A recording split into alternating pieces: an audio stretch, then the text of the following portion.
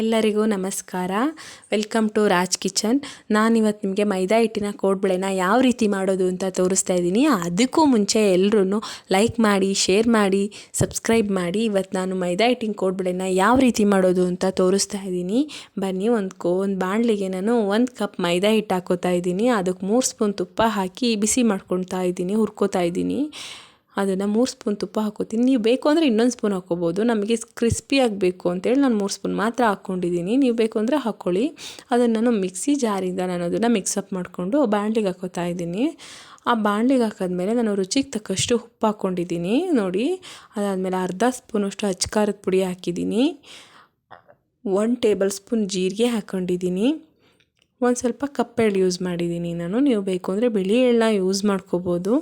ಅದಾದಮೇಲೆ ಬಿಸಿ ನೀರಿಂದ ನಾನು ಚೆನ್ನಾಗಿ ಮಿಕ್ಸಪ್ ಮಾಡ್ತಾ ಇದ್ದೀನಿ. ಈ ಬಿಸಿ ನೀರಿಂದ ಮಿಕ್ಸಪ್ ಮಾಡೋದ್ರಿಂದ ಆ ಹಿಟ್ಟು ಬೇಗ ನೆನೆಯೋದಕ್ಕೆ ಈಸಿ ಆಗುತ್ತೆ.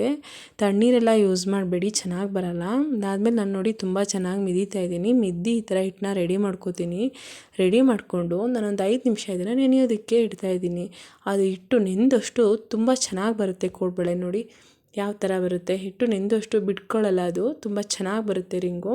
ಈ ಥರ ರೆಡಿ ಆದಮೇಲೆ ಎಣ್ಣೆ ಕಾಯೋದಕ್ಕೆ ಇಟ್ಕೊಂಡಿದ್ದೆ. ಈ ಥರ ಕೋಡ್ಬಳೆನ ಹಾಕ್ತಾಯಿದ್ದೀನಿ. ಈ ಥರ ನೋಡಿ ಹಾಕಿದ್ದೀನಿ. ಅದಾದಮೇಲೆ ಒಂದು ಸ್ವಲ್ಪ ಅದು ಬ್ರೌನಿಯಾಗಿ ಬರಬೇಕು. ಬ್ರೌನಿಷಾಗಿ ಬಂದಾದಮೇಲೆ ಅದನ್ನು 2 ಸೈಡ್ ಬೇಯಿಸ್ಕೊಂಡಾದ್ಮೇಲೆ ಈ ಥರ ಬರುತ್ತೆ. ಒಂದು 5 ನಿಮಿಷ ಬೇಯಿಸಿ ನೋಡಿ, ಚೆನ್ನಾಗಿ ಬಂದಿದೆ.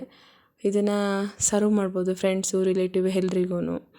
ಚೆನ್ನಾಗಿದೆ. ಈ ರೆಸಿಪಿ ಇಷ್ಟ ಆಗಿದ್ದರೆ ಸಬ್ಸ್ಕ್ರೈಬ್ ಮಾಡಿ, ಲೈಕ್ ಮಾಡಿ.